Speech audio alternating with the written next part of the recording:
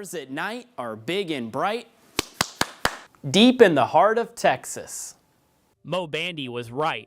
Everything is bigger in Texas, including the stars. Although, when he wrote this song in 1982, city centers were a lot smaller and produced less light.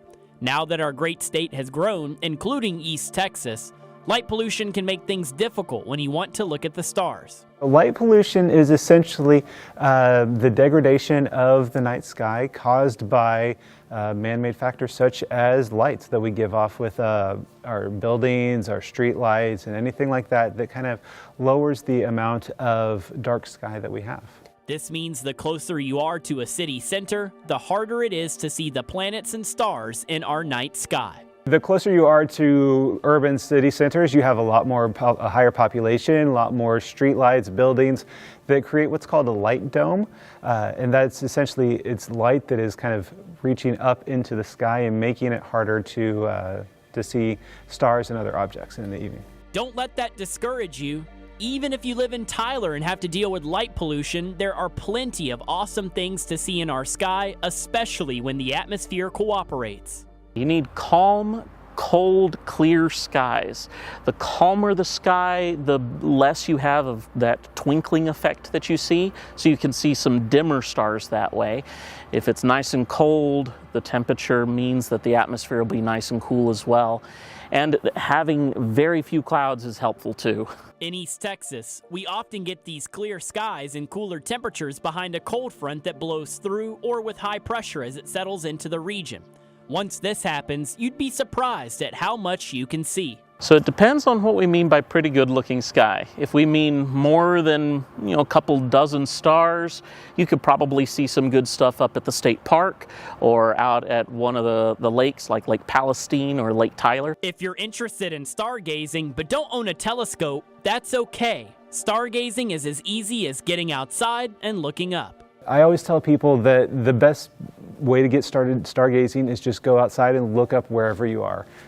People have, with busy lives and everything like that, sometimes we forget just to look up and appreciate what's around us. And so even if you are in the middle of a downtown area and you can't see very many stars, you can still do stargazing. While hanging out with Doug Parsons in the TJC parking lot, we were able to take some breathtaking photos of the night sky with his telescope.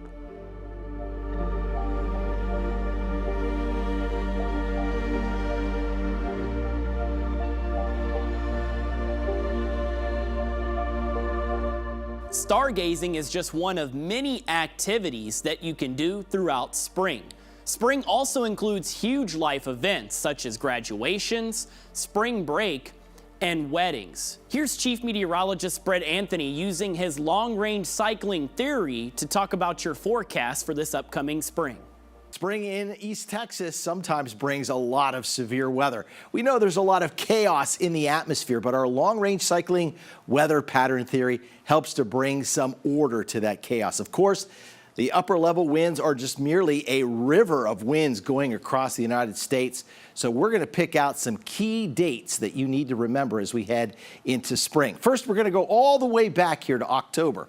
The December version of this storm that first appeared in October brought a tornado outbreak to north central Texas. As we go forward into spring, late March, mid-May, June 7th to 10th, we think that'll set us up for another potential severe weather outbreak. This signature storm in November produced a tornado in Texas, Arkansas, and southeast Oklahoma. This is repeating and should return early April, late May, and again in the middle part of June. And another storm in late November, it produced more than 2 inches of rainfall. When this storm comes back, we think it should come back in late April to mid-June. All right, let's go back and talk about what it looks like for spring break. We know a lot of folks are going to be spring breaking, and if you are headed down to the Gulf Coast between March 6th and March 10th, boy, it looks really nice with lots of warm weather, so you're probably going to want to make sure that you've got the sunscreen. Now, rain starts to move into the Gulf Coast as we head into that March 12th to March 17th time frame, and if you have a late spring break, March 19th to March 24th, guess what? you have got some cold weather to deal with. All right, let's go back and wrap up the rest of the forecast here in terms of Easter. Want to pick out an Easter forecast? How about a memorable, very nice Easter with temperatures in the mid-80s? These are some other April dates to watch. How about April 14th, the 19th, and the 25th?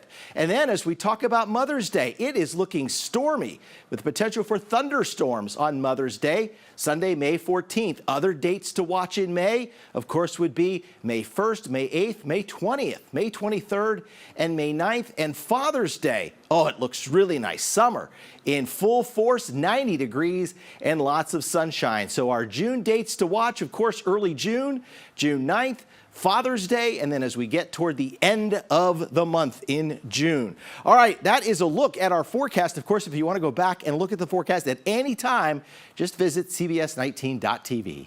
CBS 19, Extreme East Texas, Spring into Action is sponsored by Stonewater Roofing.